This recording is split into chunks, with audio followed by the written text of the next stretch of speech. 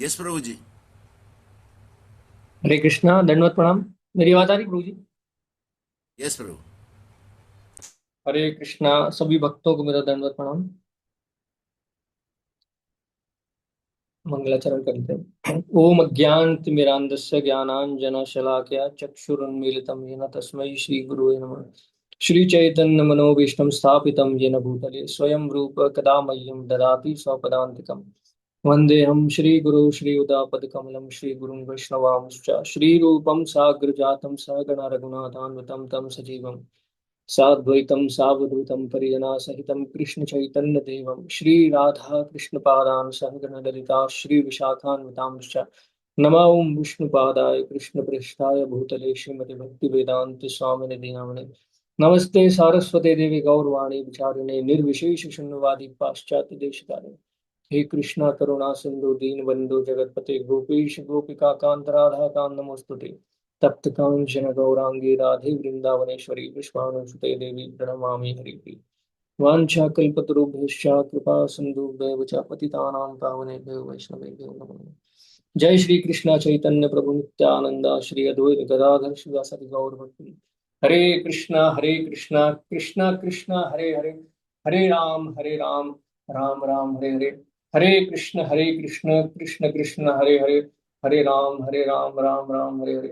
Hare Krishna Krishna Krishna Hare Hare, Hare Ram Ram Ram Hare Hare. Please accept my humble obeisances. तो अभी गुरु महाराज का एक लेक्चर सुना था मैंने कुछ समय पहले, फेयरलेसली सरेंडर टू कृष्णा।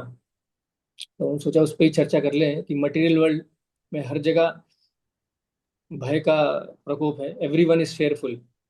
अभी जबलपुर में एक बहुत बड़ा इंसिडेंस हो गया, क्रूज वाला। Nobody is safe in the material world. तो हम ये समझने का प्रयास करेंगे कि फ्रॉम फेयर टू फेयरलेसनेस, क्योंकि कोई नहीं चाहता ये फेयर वाला एक्सपीरियंस। तो फेयर है क्या, महाराज बताते हैं, it is an unpleasant sensation which is due to caused by certain condition in near future।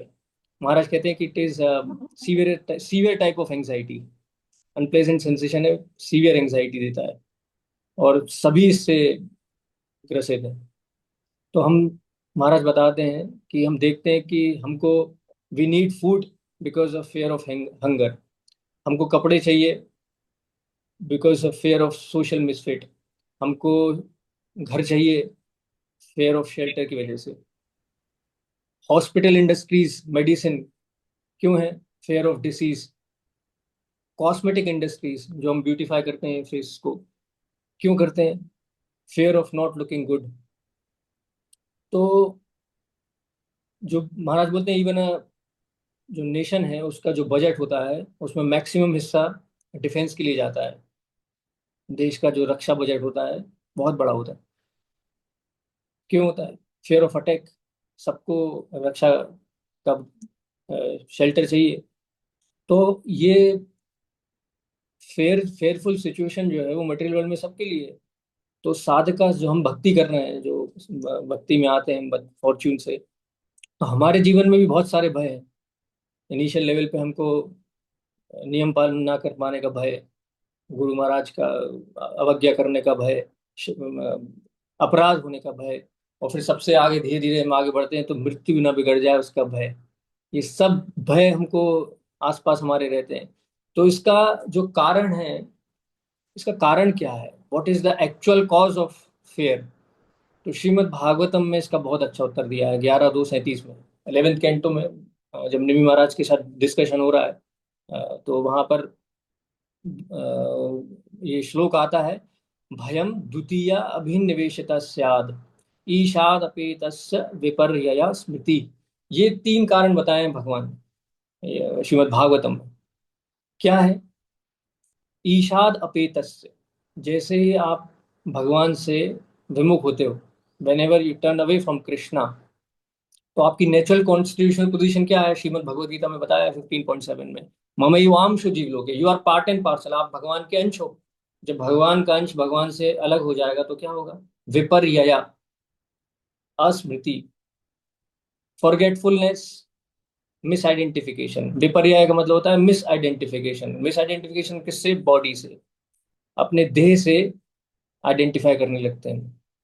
अब देह से आइडेंटिफाई करते हैं तो क्या होता है? अभिनिवेशता स्व, अभिनिवेशता मतलब एब्जॉर्प्शन। एब्जॉर्प्शन किसमें? मटेरियल एनर्जी में, इल्यूजन इन माया। उसकी वजह से क्या होता है? आप रोटेटेड, रोटेशन में आ जाते हो, संसार चक्रम परिवर्तम एतत्, completely you are gone in the cycle of birth and death. तो ये तो कारण हो गया। अभी इसका इफेक्ट क्या होता है हमारे जीवन में, चाहे वो भक्ति के जीवन में, चाहे मटेरियल लाइफ हो या स्पिरिचुअल लाइफ में जो हम परस्यू कर रहे हैं। सबसे पहला तो ये जो माइंड है, it is stored in mind, और सटल से ग्रॉस मैनिफेस्ट होता है। अगर माइंड में अगर आपकी एंजाइटी है तो उसका सबसे पहला जो इफेक्ट है वो बॉडी पे पड़ता है। मेडिकल साइंस के हिसाब से तो बहुत लंबी लिस्ट है। बहुत कॉमनली आप देखोगे ब्लड प्रेशर, उसका रूट कॉज एंजाइटी होती है। It arises from fair. BP हो गया, डिसीज हो गए, डाइजेस्टिव प्रॉब्लम हो गई, ये सब फेयर की वजह से। तो डिसीज बहुत बड़ा कारण बॉडी पे मैनिफेस्ट होता है। अगर आप सोशल कन्वेंशन में आप देखोगे, सोशली जब आप डीलिंग करते हो तो आपको जिससे फेयर है, gradually you try to hate him, मतलब हेट एंड देन एनवी। तो ये सोशल वर्क कल्चर में भी आप हेट्रेड और एनवी तरफ चला जाता है। तो ये इसके कुछ इफेक्ट्स हैं। अभी ये कॉज देख लिया हमने, इफेक्ट देख लिया है, अब बात आती है कि हम कैसे बाहर जा सकते हैं। ये हमारे लिए इम्पोर्टेंट है। ये तो हमें पता चल गया, डायग्नोसिस हो गया, अभी ट्रीटमेंट क्या है इसका। तो हाउ टू ओवरकम। तो महाभारत में प्रभुपाद बहुत बार कोट करते हैं, महाजनो ये न गतस्य पंथा। हमारा जो शेल्टर है वो है to follow the great souls. महाजन की जीवन से हम क्या सीख सकते हैं? इमिटेट नहीं करना है, टू फॉलो। सबसे बढ़िया उदाहरण है, फर्स्ट कैंटो के 19 चैप्टर में आता है परीक्षित महाराज। परीक्षित महाराज को डेथ का नोटिस मिला है। यह पूरे पृथ्वी के सम्राट हैं भी परीक्षित महाराज, उनको 7 दिन में मरने का नोटिस मिल गया। अभी उनकी कॉन्शियसनेस क्या है? सबसे पहले तो वो काउंटर कर सकते हैं, इतना पावर है उनके पास, उसको काउंटर कर सकते हैं, वो डेथ को ओवरकम कर सकते हैं, वो कर्ज को ओवरकम कर सकते हैं। लेकिन उन्होंने ऐसा नहीं किया। इंस्टेड ये नहीं बोला उन्होंने कि मैंने तो इतनी सेवा करी है, कलयुग को भी मैंने शेल्टर दी है, मुझसे कलयुग भी डरा हुआ है, भगवान ने मेरे साथ ऐसा क्यों किया। Instead he was grateful. अगर आप ये 1.19.14 15 वर्ष पढ़ेंगे तो उसमें वो अपने आप को बता रहे हैं कि क्यों ऐसा भगवान ने किया। ह्यूमिलिटी शो कर रहे हैं भगवान, परीक्षित महाराज। तम मोपया तुम प्रत्यंतु विप्रा, गंगा च देवी दितचित्तमीशे, द्विजोपशिष्टा कुहकस तक्षको वा, दशत्वलम गायत विष्णु गाथा। वो कह रहे हैं मुझे डर नहीं लगता श्राप से, तक्षक काट ले या कोई भी काट ले, मैं तो आपकी शेल्टर ले आया हूँ, गंगा मैया की शरण में आया हूँ, और विष्णु गाथा, कृष्ण की कथा सुनते सुनते प्राण छोड़ दूंगा। ये कॉन्शियसनेस है, ह्यूमिलिटी है। ये नहीं बोल रहे थे वो कि मैं पृथ्वी का सम्राट हूं, मैंने तो घर में भगवान के दर्शन किए हैं, पांडव मेरे घर में है, भगवान कृष्ण मेरे घर में रहते थे। ये नहीं बोला उन्होंने, ना उनके मन में ऐसा आया।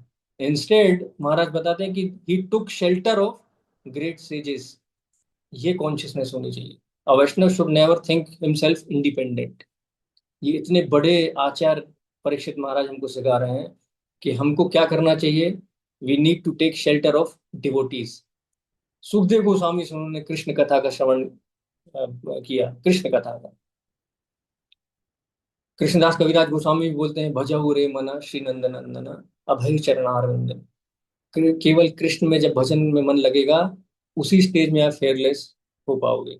हम और एग्जाम्पल देखते हैं, अघासुर की लीला जो आती है 12th चैप्टर में, 10th कैंटो में। डिस्कस नहीं करेंगे लंबा, बस शॉर्ट में समझेंगे कि वो एक जो पास टाइम आता है जब गोपास को ये रियलाइज हो जाता है कि ये लिविंग क्रीचर है, कोई बहुत बड़ा स्नेक है। ये उनको रियलाइज हो जाता है, लेकिन फिर भी वो हंसते हुए अंदर चले जाते हैं। और जबकि ऊपर डेमीगॉड्स जो हैं वो डरते हैं अगासुर से, दे आर फेयरफुल। और जो गोपास हैं वो बिल्कुल आराम से हंसते हुए अंदर चले जाते हैं उसके मुंह में। महाराज कहते हैं कि अगर आप छोटा सा सांप घर में आ जाए तो आप बेचैन हो जाते हो। वहां पर तो इतना बड़ा, मतलब आपको कंज्यूम कर लिया पूरा, अंदर ही चले गया। लेकिन वो हेल्प, मतलब इतने प्रसन्न चित्त क्यों है वो? क्योंकि उन्होंने शेल्टर लिया है भगवान को, उनका बहुत फेथ, शरणागति है भगवान कृष्ण पे, उनका प्रेम का रिलेशनशिप है भगवान से। ये कारण है कि देवर फेयरलेस। और एग्जाम्पल हम देखेंगे, द्रौपदी। द्रौपदी महारानी ने जब ये जो घिसली इंसिडेंस हो रहा था, तो भीष्म पितामह की तरफ देखा, राजा की तरफ देखा, अपने पांडवों की तरफ भी देखा। जब कहीं पे भी शरणागति शेल्टर नहीं मिला, तो lastly she took shelter of Hari नाम। उसके बाद रिजल्ट पता है हमको क्या हुआ था? प्रहलाद महाराज, इतनी atrocities, he was always taking shelter. और सबसे इंपॉर्टेंट हमारे लिए श्रील प्रभुपाद जी का एग्जाम्पल है।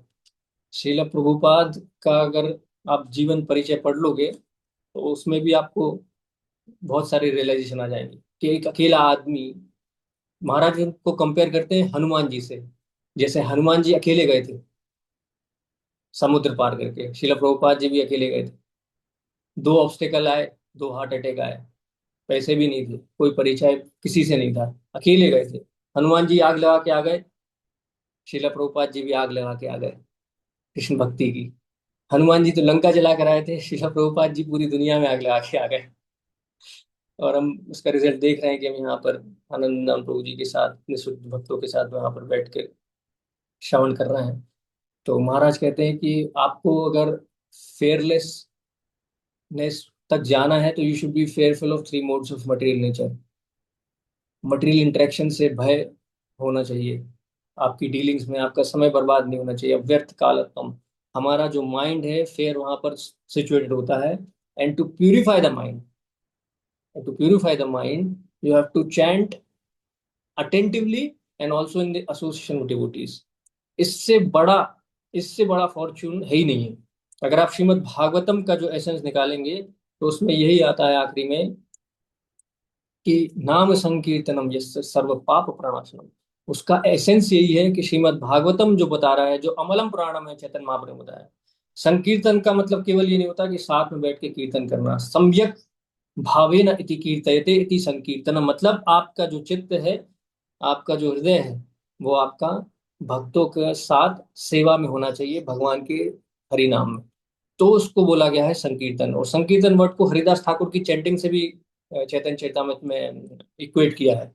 उनकी चैंटिंग संकीर्तन थी, क्योंकि उनका हृदय और मन पूरा भगवान में लगा हुआ था। तो अगर हम सब मिलके एक साथ एक कॉन्शियसनेस में चैंटिंग करेंगे, तो देन इट इज संकीर्तन। और जहाँ संकीर्तन होता है वहाँ कली, कली का मतलब ये कॉरल एंड हिपोक्रेसी, वहां पर ये नहीं आ सकता। और कली का सबसे बड़ा एलिमेंट जो है, वो फेयर इंस्टिल करने का है भक्तों के बीच में। कॉरल डिसएग्रीमेंट की एज है ये। तो हमें इतनी जल्दी एग्रीमेंट होता नहीं है हमारा आपस में। और अगर वो हो गया तो कली का वहाँ स्टैब्लिशमेंट हो ही नहीं सकता। तो association is the key, and how to associate, that is very much important. दास दास अनुदासा बोलना बहुत सरल है, लेकिन ये एक्शन में आना बहुत कठिन है। सबसे सिंपल है, आप सिर्फ अपना जो कैलकुलेशन है माइंड का, उसको साइड में करके, जो स्क्रिप्चर्स, जो साधु बता रहा है, जो गुरु बता रहा है, जो शास्त्र बता रहे हैं, उसके हिसाब से आप आगे बढ़ते रहिए। बहुत बड़ा कुछ करने की जरूरत नहीं है, सब कुछ अपने आप होता चला जाएगा। You just flow with the current. तो association is very very important. और इसका एक बहुत अच्छा उदाहरण मैं आपको बता दूंगा। प्रभु जी तो नहीं बताएंगे। अभी हम मार्च में प्रभु जी से मिले थे, इसके आनंद वृंदावन प्रभु जी से। तो हमारी जो वाइफ है Namrata, she was chanting 4 to 5 years before. 16 माला, कभी कभी 17 भी करती है। लेकिन अभी आनंद वृंदावन प्रभु से मिलने के बाद उन्होंने नम्रता को इंस्पायर किया कि आप सिर्फ 2 दिन बैठो, हफ्ते में सिर्फ 2 दिन बैठो आप। तो अभी वो 22 मार्च से आज 9 मई हो गई, उसने एक दिन भी नहीं छोड़ा, उसको अच्छा लगने लगा। This is the power of association. Prabhu ji ने थोड़ा सा इंस्पायर किया, एंड शी कॉन्स्टेंटली। अभी ऐसा नहीं है कि बहुत सारे रीजन है, शी इज वर्किंग, लॉयर है तो कोर्ट है, क्लाइंट है, फाइल है, बच्चे भी हैं, बहुत सारे रीजन।